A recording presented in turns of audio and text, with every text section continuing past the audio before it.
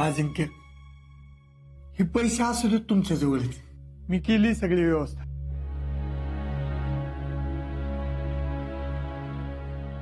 नाना नक्की ना? होय.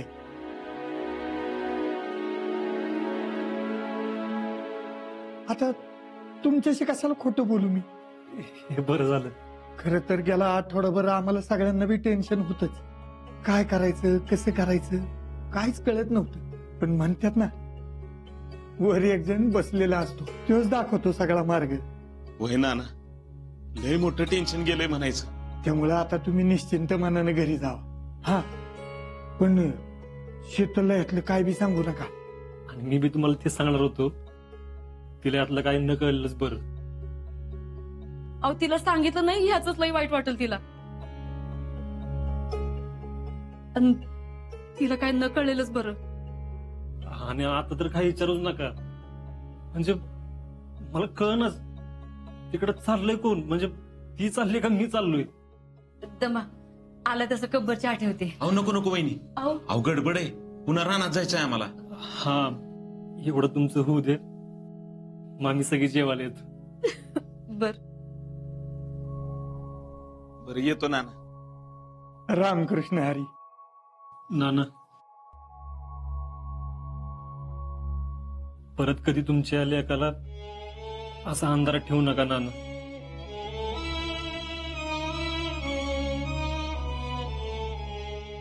पुन्हा नाही असं करणार मी.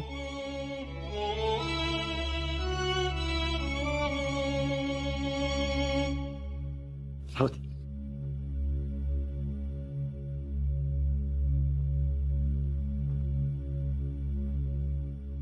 येतो आम्ही.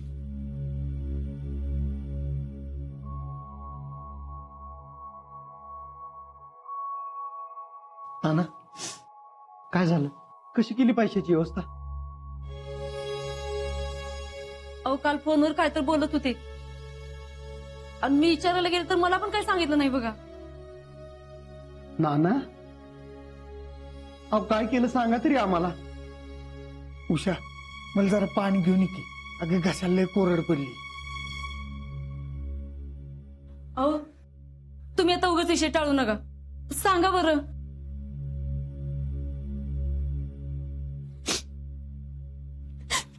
का वागलात तुम्ही असं? शीतल, अगं काय केलं आम्ही? सगळी म्हणतात लग्न झालं इमारत तुटत, पण इथं तर माझ्याच मार्चांनी मला माझ्या माहेरापासून तोडलं. इथले एवढं काय काय झालं, पण मला जरा बी काय कळू दिलं नाही. एवढी परकी झाली बेबी. तुम्ही माझी माणसं आहे, माझ्या हक्काची माणसं आहे, तरी माझ्या संग असं का केलं? गप बरं. आई, तू तरी मला सांगायला पाहिजे होतस. मी सगळ्यांना तरी विचारत होते, कोणी एका शब्दाने मला काही बोललं नाही.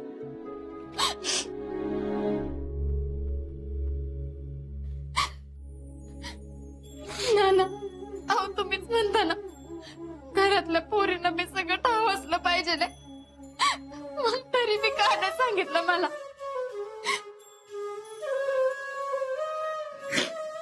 गप, डोळे पुस. अगं तुझ्यापासून काय बी दडवायचं नव्हतं आम्हाला.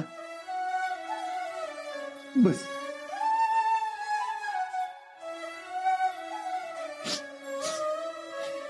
आमचं एक यांच्यापासून तरी एक गोष्ट लपवत नाही. त्यांनी बी काय पत्ता लागू दिला नाही. आज मला मामी बोलल्या, म्हणल्या काय काय म्हणल्या? नाही, काय नाही.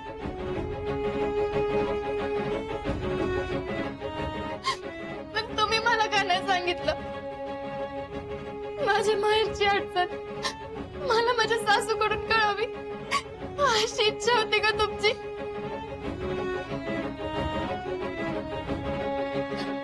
तुम्ही मला सांगितलं असतं तर कशाला काय बोलले असते त्या मला? शीतल, आमचं चुकलंच. तुला मी सांगायला पाहिजे होतं. आजवर घरावर एवढं मोठं संकट कधीच आलं नव्हतं. हे असं झालं म्हणून गडबडून गेलो आम्ही. पण आता घरावर जप्ती येणार म्हणजे? अगं तू काय काळजी करू नकोस. काय जप्ती बिप्ती येत नाही. मी केली व्यवस्था. शीतल, अगं समाधान आणि अजिंक्य आत्ताच येऊन गेले. हे इथं आलते. त्यांना कसं कळलं माहित नाही, पण त्यांना कळल्यावर लगेच कुठून कुठून 70,000 रुपये जमवले आणि ते द्यायला घेऊन आलते. काय? अनवर म्हणलं 2-3 दिवसात उरलेलं पण पैसे जमवून देतो म्हणून. अगं आजकाल कोण एवढा विचार करते ग? सख्या आई बापा संग दावा लावणारा लोक आहेत.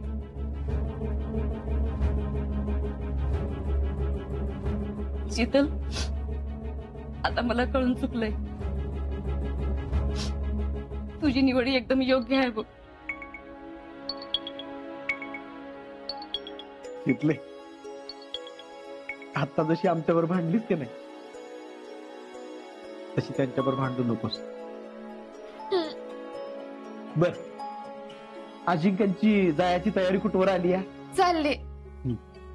त्यांना म्हणलं बॅग घेऊन या, ते एवढी एवढीशी आणली आपली. त्याला इन मेन 4 कप्पे. काय काय न कुठं कुठं ठेवू काय कळना झालंय. त्यांना म्हणणं बदलू ना तर बदलना बी झाल्यात. अगे काय कायमस्वरूपी चालले तू ती एवढं काय त्याच्यात? अवय पण मोठी नव्हती का आणाय पाहिजे. बर, तुम्ही बसा गप्पा मार, मी चहा टाकते. डोळा भूस.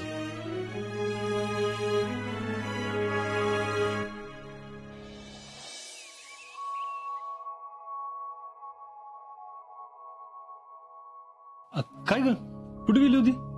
का बस नाका मारत तुम्ही? गेलते मी आमच्या घरी. घरी का? तुम्ही हल्ली कुठं काय सांगता ना मला, म्हणून माझी मी गेलते.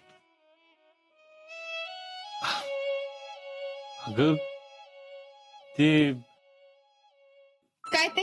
हा, का नाही सांगितलं तुम्ही मला? तुम्हाला कळलं काय? तुम्ही पैसे जमवले काय? नानांना भेटला काय? यातली एक बी गोष्ट तुम्ही मला सांगितली नाही. अगं ऐक ऐक, तू चिडू नको अशी. का चिडू नको? एवढी माझ्या घरातली गोष्ट असून मी तुम्ही शितले, तुला सगळं सांगणार होतो. खरंच तर म्हणलं तुला लई त्रास होईल त्याचा, तुला वाईट वाटेल म्हणून काही सांगितलं नाही.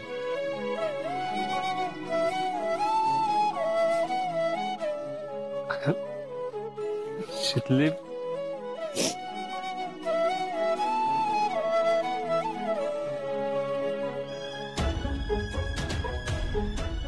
भाऊजी खरंच थँक्यू.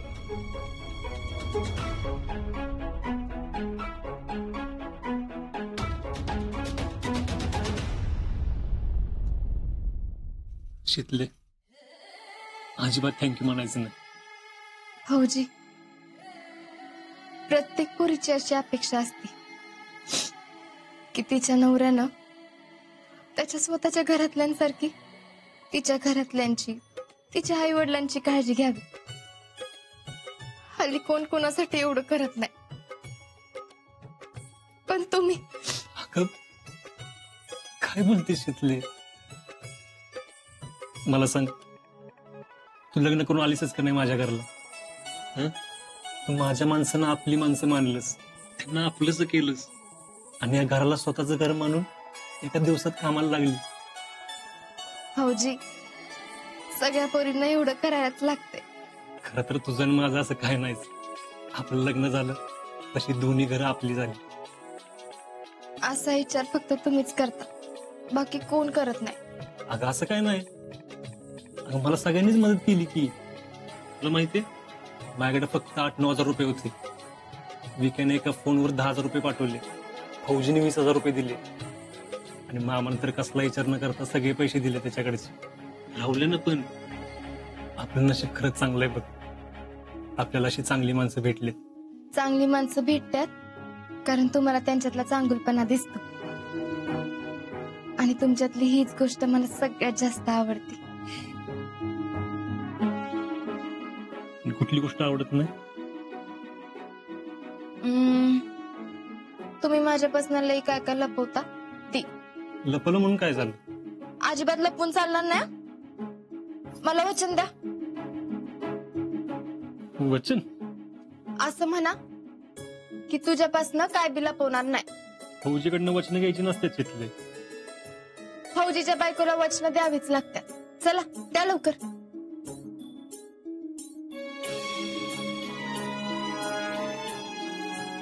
मी तुला वचन देतो की तुझ्यापासून मी काहीच लपणार नाही.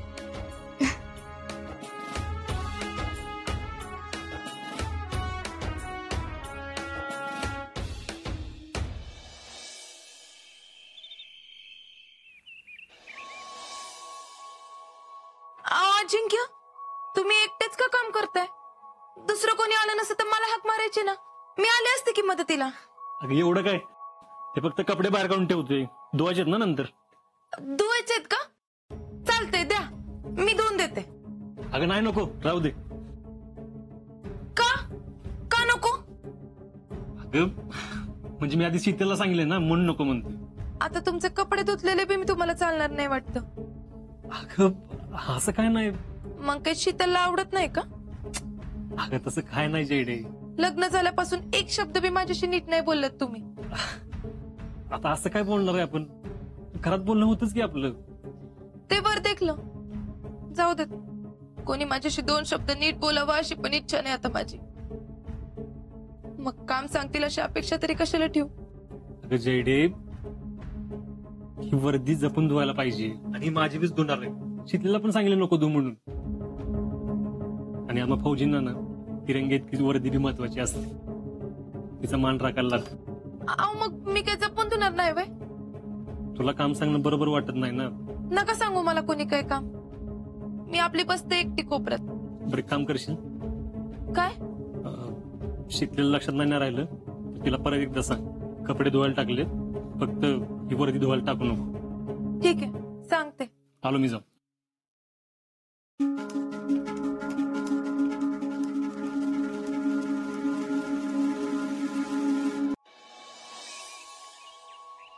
जयश्री, काय कपडे आहेत का धुवायचे? कुणाचे? माझे नाही बाई, अजिंक्यांचे आहेत बाबा कपडे. हे काय झाले बी धुवून? वरती बी काढून ठेवली होती त्यांनी. ती नाही दिसते कुठं? नाही, ती मी घेतली होती धुवायला, पण ते म्हणले नको, मी आल्यावर बघतो. आता स्वतःची कामं स्वतःच करायची असं हट्टच धरलं म्हणल्यावर आपण तरी काय म्हणणार? आजकाल मला तर ते कुठल्याच कामाला हात लावून देत नाहीत. माझ्या समाधानासाठी सॉरी म्हणले खरं, पण मला नाही वाटत त्यांच्या मनात अजून राग गेलाय माझ्याबद्दलचा. नाही नाही, असं अजिबात नाही. त्यांच्या मनात काय बी नाही. मग मला का कुठलं काम करून देत नाहीत? अहो ते कसं आहे, त्यांना उगाच आवडत नाही तुम्हाला काम सांगितलेली. का? मी काय कोण परकी आहे का? अहो नाही नाही, तसं काय नाही. मग कसं आहे? का बायको आली म्हणून मला फारच विसरून गेले ते? पण एक सांगू का, त्यांची एवढी आपदा होत असताना मी तर एक बी जातीचं काम त्यांच्या अंगावर पडून दिलं नसतं बाई. म्हणजे आता मीच सगळी कामं पुढे होऊन केली असती, त्यांनी किती नाही म्हणलं असतं तरी. ते काय, ते स्वतःहूनच म्हणलेत की अगं आता कपडे धुवायची सवय आपल्याला जास्त आहे का त्यांना? आता मी असते तर त्यांना म्हणलं असतं एकदम व्यवस्थित अलगद हाताने धुते म्हणून, पण तुम्हाला काही धुवून देणार नाही. त्यांचा एनसीसीचा ड्रेस बी मी असंच धुवायचे. तसं काही एवढं अवघड नसतं त्यात. मग मी धुवून ठेवू का? आता ते मी कसं सांगू? मला कुठं माहिती तुला नीट कपडे धुता येतात का नाही ते? मला येतात की कपडे धुवायला नीट. त्यांचे कपडे एकदम व्यवस्थित धुवून ठेवू शकते. कसं आहे, आपल्या माणसांनी आपली कामं आपण यायच्या आधीच करून ठेवली तर चांगलंच वाटतं त्यांना.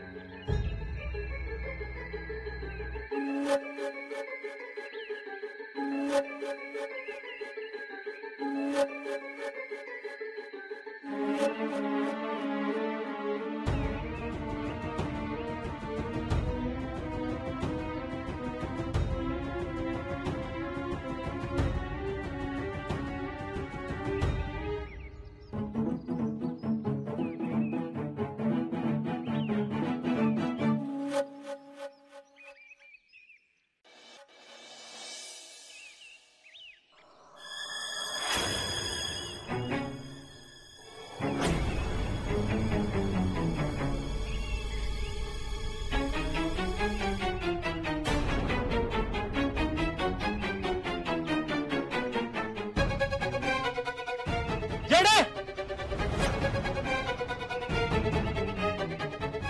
काय झालं?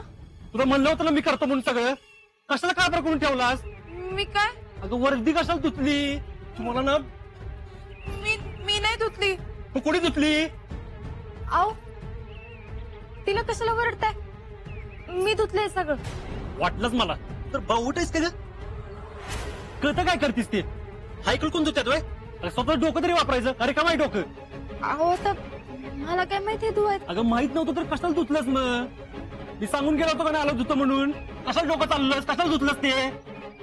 अहो अजिंक्य असं चिडतंय. याला क्लिअर कट सांगून गेलतो याला हात लावू नको म्हणून. आता मला काय माहिती? अगं पण काम वाढवून ठेवलंच ना आता. हायकल कशाला धुवायचा? अहो काय हायकल? मी हायकल नाही ड्रेस धुतलाय. यो यो हायकल यो. यो तुरा वय. तुला काय हक्क नाही का? तुला म्हणतेस वेळाला. ह्याला ना हायकल म्हणतात. आधी सगळी व्यवस्थित माहिती करायची आणि मग वर्दीला हात लावायचा. अहो मला कळत नाही वय. तुम्हाला तुमची वर्दी किती महत्वाची आहे ती. कळत असतं ना मग धुतली नसतीस तू. अहो अजिंक्य आता झाली असेल चुकी. ही चूक मला किती मागात पडेल ना नाही माहिती तुम्हाला. आर्मीत कसं असतं ना तुम्हाला कोणाच नाही माहिती. आता तिकडे गेल्यावर मला हायकल घ्यायला वेळ नाही मिळाला तर जिशू साहेबांपुढे कसं जाणार आहे मी? अहो आता तिने तरी काय मुद्दाम केलंय वे. आता मुद्दामच म्हणायला पाहिजे की तिला सांगून गेलतो मी. अहो अजिंक्य जाऊ दे आता कुठे विषय वाढवता. नाही कळलं मला. मग आजपासून ऐकते नुसतं हायकल हायकल हायकल हायकल. तुमच्यासाठीच केलं ना. माणसाची काय किंमत आहे का नाही? त्या काय हायकल इथं आता नीट करून आणते. ग बस. केलंच तेवढं लय झालं. आता आणि काय करू नकोस. का एवढं बोललं ना मला. द्या. शितल्या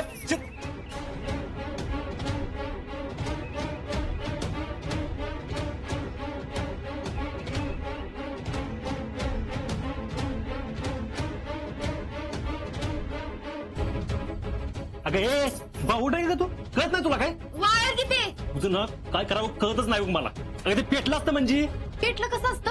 तव्यावर ठेवते. चुलीत नव्हते टाकत. काय माहित चुलीत बी टाकलं असतंस. का टाकीन चुलीत? हा कारण ना तुला काही कळत नाही. नको म्हणलं तरी तेच करायला जाते. एक नंबरची हट्टी आहेस तू. एक चूक काय झाली? एवढं बोलायचं काय कारणच नव्हतं ना. काय चुकीचं बोललो? उद्या हायकलचं काय करू? सांगा माझ्या बायकोनी धुतलं म्हणून.